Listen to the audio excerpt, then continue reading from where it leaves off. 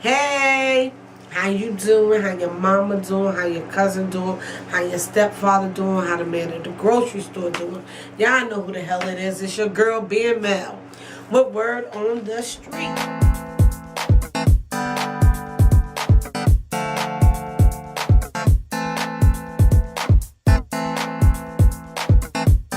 As always, thank you for watching. Thank you for tuning in. But hit that like button, make some comments. Let's keep this shit going. So I hope everybody's doing well. I'm blessed and I really can't complain. Thank you all for writing in. Thank you for the inboxes.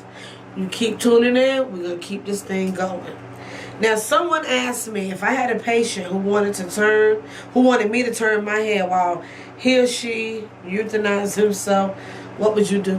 Y'all be coming up with some damn just sitting at home but thinking some shit to ass. Okay. What would I do? Wow. Good question though, good question. Now, I don't believe in suicide. Let me tell you. I don't think it's no person out there that hasn't contemplated it. Because I've contemplated it numerous times. But my faith walk is much stronger than that. And I know suicide is a sin. So I don't know how many times I've thought about it and how bad things have, gotten throughout my life. That's something I can never do. Now, I've had family members commit suicide. Wow. You never know what somebody's going through. So I can say also sometimes you rolling your eyes at somebody could be that one thing that pushes them over the edge. That's why I'm always smiling. Even when I'm dying and crying on the inside, that's my problems. I don't put it out there in the world. Because, like I said, you never know what someone's going through. And at the same time, like smiling or making someone laugh, that could be the one gesture that stops them from committing suicide. And so you just never know what people are going through. You never know what people are going through. And you never know just that one thing to make or break someone. Now, in my field, I'm going to use a little medical terminology. We have things that's called terminal extubations.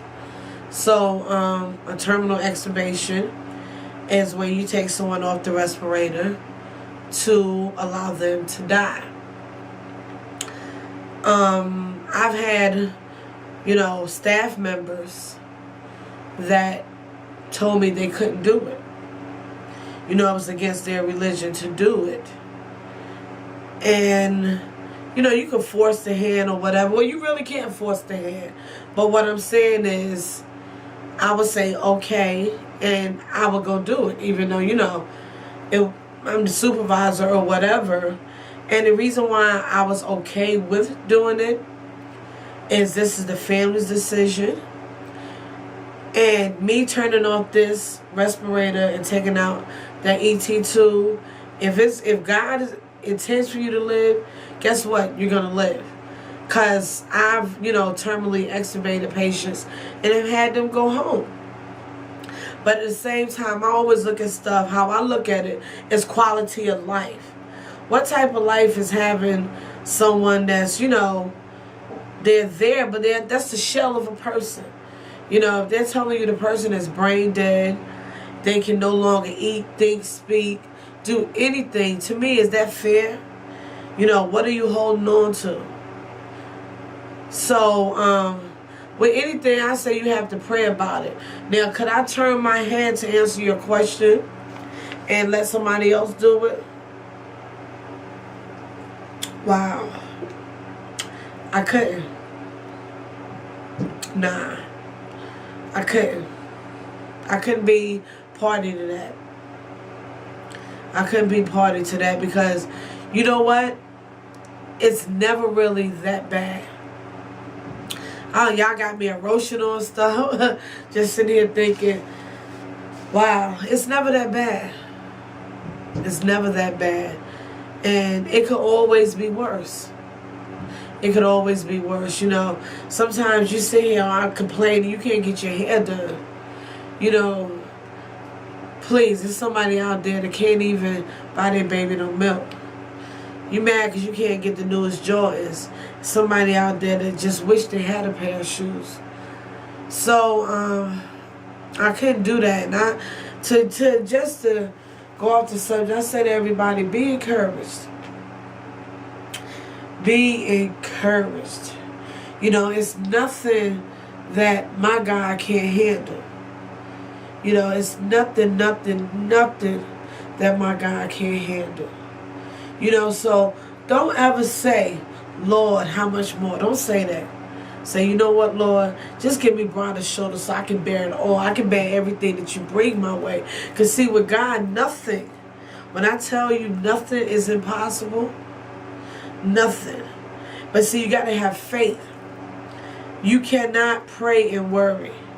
So all of y'all out there that are saying, you know, you're praying and this and that, but yet you're going out there trying to fix it yourself. Well, baby, your faith ain't there. Your faith is not there. God is not going to handle nothing while you trying to handle it. So when you really truly surrender all and stand on faith, watch how things turn around. They turn around so quick and so good. And you know what? You look at it like this. You got to praise him right through the storms. You got to praise him right through the storm. You know, a lot of times, God puts you in certain situations to see where your faith is at, to test you. But he's always going to bring you out. Just remember, grace and mercy. Grace and mercy, you know. So, no, I couldn't do that. And to anybody out there that's going through, baby, just look up. Just look up and thank God, because you may not be where you want to be, but you sure the hell ain't where you could have been. Y'all know who this is. This is your girl, being Mel, one word on the street. God bless. Deuces, y'all.